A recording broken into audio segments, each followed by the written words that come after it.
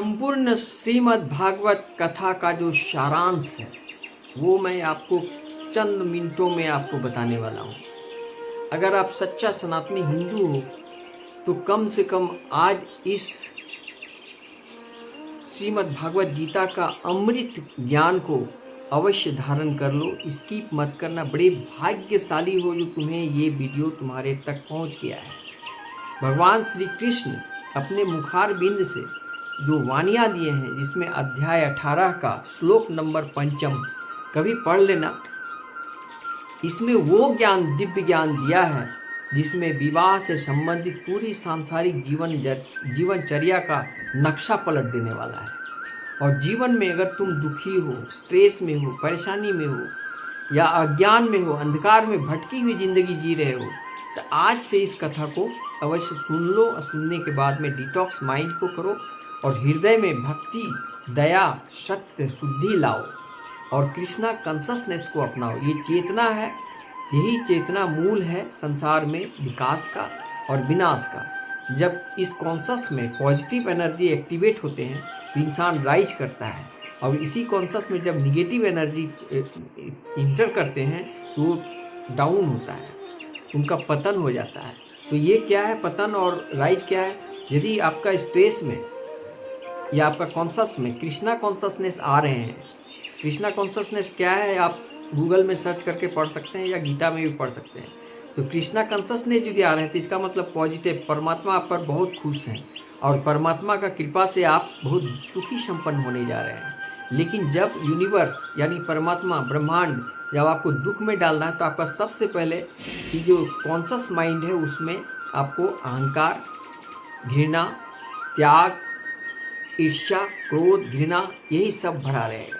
और इंद्रिय तृप्ति की तलाश में अपने इच्छाओं की तृप्ति के लिए भटकते रहते हो, जबकि तुम्हें पता नहीं है कि इसका अंजाम क्या है। क्योंकि इंद्रियों का कभी तृप्ति नहीं होती, जैसे वासना का कभी तृप्ति नहीं है, शराबियों का कभी संतुष्टि नहीं है, जुआड़ियों का कभी संतुष्टि नहीं। कुछ ऐसी चीज़ें हैं जो कलियुग महाराज का दिया हुआ। सबको पता है कि कलियुग महाराज कहाँ निवास करते हैं। पहला जुआ में, दूसरा शराब में, तीसरा चरित्रहीन वेश्यालय में और चौथा गलत आचरण करने वाले तामसिक मानसिकता वाले लोगों के माथे पर कलियुग महाराज प्रवेश करते हैं। तो उस कलियुग महाराज का प्रवेश से मुक्ति पाने के लिए श्रीमद् भागवत गीता का 18 नंबर अध्याय का 5 नंबर श्लोक में भगवान श्री कृष्ण क्या कहते हैं जरूर सुन लीजिए। अगर आप सच्चा सनातनी हो, सात्विक हो तो इसको सुन लेना। अगर तामसिक विचार वाले हो तो स्किप करके चले जाना। मेरे को कोई फर्क नहीं है। मैं DK Sharma from India. My motive spiritual meditation by Bhagwat कथा।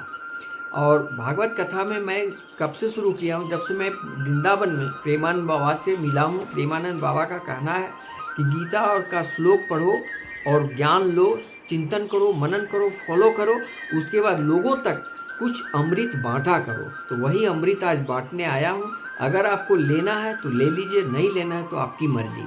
आइए, भगवान श्री कृष्ण कहते हैं ये 18 नंबर अध्याय का 5 नंबर श्लोक में, यज्ञ दानं तपः कर्म न त्याज्यं कर्ममेव ततः यज्ञो दानं तपस्यैव पावनानि मनीषिणाम।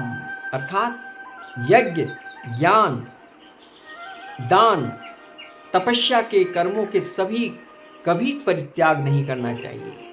आप ज्ञान को दान करें, ये को त्याग नहीं करना चाहिए। लोग कहते हैं सभी कर्मों का, भौतिक कर्मों का त्याग करो, लेकिन उसमें ये कर्म को त्याग नहीं करना चाहिए, उन्हें अवश्य संपन्न करना चाहिए। निसंदेह यज्ञ, दान, तपस्या महात्माओं को शुद्ध बनाते हैं। तात्पर्य योगी को चाहिए, हर मानव को चाहिए कि उन्नति के लिए कर्म करे। मनुष्य को आध्यात्मिक जीवन तक ऊपर उठने के लिए अनेक संस्कार, पवित्र कर्म हैं। उदाहरणार्थ विवाहोत्सव। संसार में सबसे बड़ा कर्म, सत्कर्म है विवाह उत्सव। एक यज्ञ माना जाता है। और विवाह को कोई साधारण विषय मत समझें, क्योंकि दो आत्माओं का, यहाँ पर कहते हैं भगवान कि दो आत्माओं का मिलन, दो परिवार का मिलन है। इसमें आस्था, विश्वास, भरोसा होना चाहिए, ना कि इसमें स्वार्थ।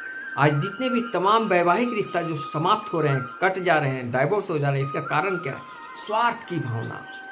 स्वार्थ जहाँ मिल जाए, यही संसार में पाप का मूल जड़ है स्वार्थ। स्वार्थ एक बीज है जिससे इंसान अहंकारी, तामसी और विनाश की ओर चला जाता है। इससे दूर रहें, स्वार्थ की भावना से परित्याग करें, यही गीता का उद्देश्य है। आप कहेंगे कि भक्ति मार्ग में कैसे प्रवेश करें? राम नाम बीज, राधा नाम केवलम, यही बीज मंत्र है जिससे आपके अंदर भक्ति जगेगी। और जब भक्ति हो जाएंगे, भक्त बन जाएंगे भगवान का, तो भगवान भी आपके वश में हो जाएंगे। इसलिए भगवान स्पष्ट रूप से कहते हैं कि विवाह एक यज्ञ कहलाता है। यहाँ एक सन्यासी अपने पारिवारिक संबंध त्याग कर संन्यास ग्रहण कर लिया है, विवाहोत्सव को प्रोत्साहन दें। भगवान कहते हैं कि कोई भी यज्ञ को मानव कल्याण के लिए हो, उसका कभी परित्याग न करें। मानव कल्याण होना चाहिए। अगर विवाह नहीं होंगे तो संतान कैसे होंगे, सांसारिक जीवन कैसे होंगे? सबसे बड़ा धर्म गृहस्थ आश्रम को माना गया है। सबसे बड़ा आश्रम, सबसे महान आश्रम गृहस्थ आश्रम है। भगवान कहते हैं विवाह यज्ञ मानव मन को संयमित करने के लिए है, जिसमें आध्यात्मिक प्रगति के लिए वह शांत बन सके। सन्यासी को भी चाहिए कि इस विवाह यज्ञ की संस्तुति अधिकांश मनुष्य के लिए करे। सन्यासियों को चाहिए कि स्त्रियां का संग न करें, लेकिन इसका अर्थ यह नहीं है कि जो व्यक्ति अभी जीवन का निम्न अवस्था में है, अर्थात जो तरुण है, वह विवाह यज्ञ में पत्नी न स्वीकार करे। सारे यज्ञ परमेश्वर की प्राप्ति के लिए है। अतएव निम्नतर अवस्थाओं में यज्ञों का परित्याग नहीं करना चाहिए। इसी प्रकार दान हृदय की शुद्धि संस्कार के लिए है। यदि दान सुपात्र को दिया जाए तो उसमें आध्यात्मिक जीवन में प्रगति होती है, जिनके पहले वर्णन किया जा चुका है। देखिए यहाँ दान के लिए कहता है, दान भी किसको करें? ऐसे लोगों को दान करें जिससे आपको पुण्य हो। लेकिन ऐसे लोगों से दान करते हैं, ऐसे लोगों से आप मिलते हैं, ऐसे लोगों से रिश्ता बनाते हैं, ऐसे लोगों से वैवाहिक संबंध बना लेते हैं, पैसों का लेन देन कर लेते, तो आपका विनाश हो जाएगा। यहाँ भगवान श्री कृष्ण स्पष्ट कर रहे हैं कि सुपात्र को दान देना चाहिए, कुपात्र को नहीं। तो ये कुपात्र होते कहें, इसका 4 पहचान है। पहला, वो कर्महीन, दूसरा ज्ञानहीन, तीसरा भक्तिहीन, चौथा चरित्रहीन। अगर ये चारों गुण है उसके अंदर, तो ऐसे व्यक्ति को कभी दान न करें, ऐसे व्यक्ति से लेन देन न करें। इसका पहचान क्या है? इसका पहचान भी 4 है, जो मैं आपको आज बताने जा रहा हूँ, जो गूढ़ रहस्य, बहुत गुप्त रहस्य है। जो इंसान आपको कदर न करे, जो इंसान अपना मतलब से मतलब रखे, जब उसका काम पड़ता है तो आपसे काम ले लेता है, लेकिन जब आपका काम पड़ता है तो रिटर्न करता नहीं। ये दूसरा। तीसरा, जिसका जुबान का पक्का नहीं है। तीसरा, जिसका लेन देन, पैसों का लेन देन क्लियर नहीं है। आपको किसी को पहचानना है ना, तो सबसे पहले थोड़ा सा पैसा का लेन देन करके देखिए, तुरंत पता चल जाएगा कि उसका क्या है मोटिव। इसके बाद श्री कृष्ण कहते हैं कि देखो, जो दोगले होते हैं इसकी पहचान करने की आवश्यकता नहीं है। दोगले, आपके रास्ता चलते चलते बहुत सारे अच्छे अच्छे लोग भी मिलते हैं, दोगले मिलते हैं, लेकिन जो दोगले मिलते हैं ना, वो अपना रंग दिखाई देगा, अपनी औकात दिखाई देगा। इसलिए उसके लिए आपको कोई टेंशन नहीं करना है।